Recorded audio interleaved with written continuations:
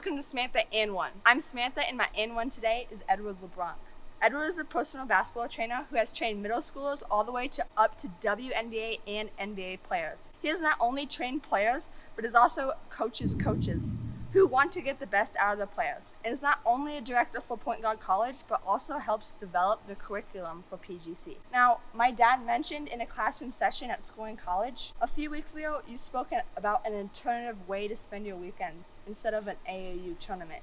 Could you tell us more about that, please? Yeah, absolutely. So for players that are trying to get better, your biggest asset in life in general, no matter what you're doing, is your time. There's a time and place for AAU, but most players start too early. Therefore, giving away that asset of time to something that's not really going to produce the investment or return on the investment they need yet. In that time, you'd be off doing an AAU weekend, leave on a Thursday, get there, don't do anything, don't play till Friday, a couple games, hours in between nights, all that. You could be at home, hour on your shot, hour on your ball handling, go play some pickup games, watch some basketball film, listen to a podcast, read a basketball book. There's many ways into your mind, into your game to improve your game. And then go play a lot of pickup basketball to keep playing, I say for free. And I don't mean money-wise or financially.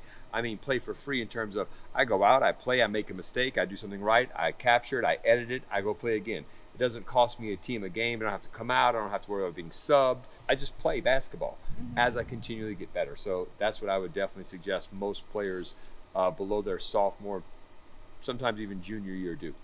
Yeah, and then I have a follow-up question to that is, when you're at an AAU tournament, how could you spend your time more wisely? That's a great question. At an AAU tournament, I don't know if you can, to be honest with you. I mean, those gyms are all booked, as most people know. So I don't know when you could go get extra work in. Maybe if there's a weight room around, you could do that. And that's another thing you do in the time when, if you're not at AAU, is get your body up to speed or continue to invest in your body. I don't know if there's a better way to utilize your time while you're determined. Courts are scarce. They're used for games. The practice time you have, if you have any, is normally built for walkthroughs, a couple little things, but that aren't high impact. So I honestly don't know if there's a space at AAU tournaments for you to go and actually invest in yourself and get better.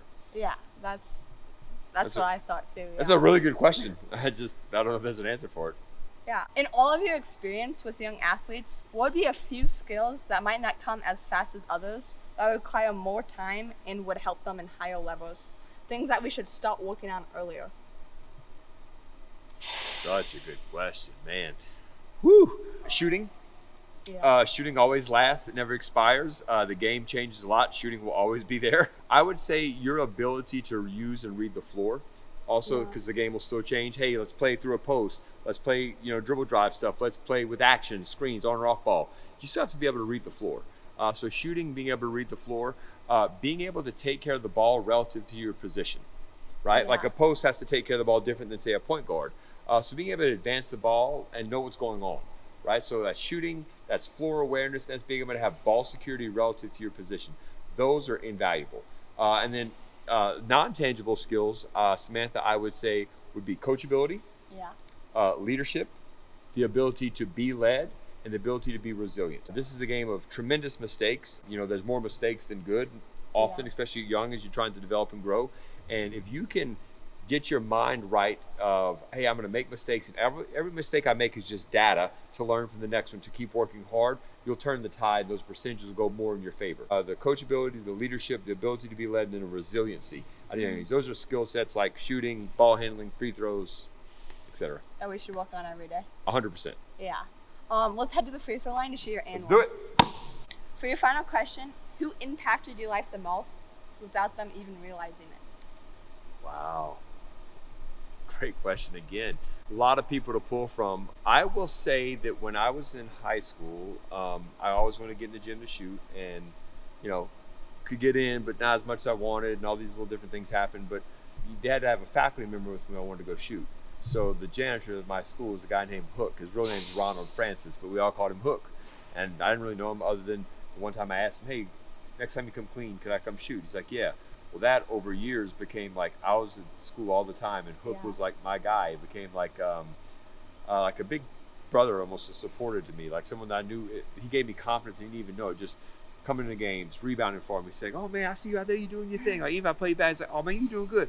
he was just a good guy, and he gave me a ton of confidence. His ability or willingness to let me in the gym to help me develop and continue to get better even at a very young age is probably the reason I fell in love with basketball, because I had so much exposure to it. And I wound up telling him later on in life, but I know there was a big chunk of time where he thought he was just being nice to a kid.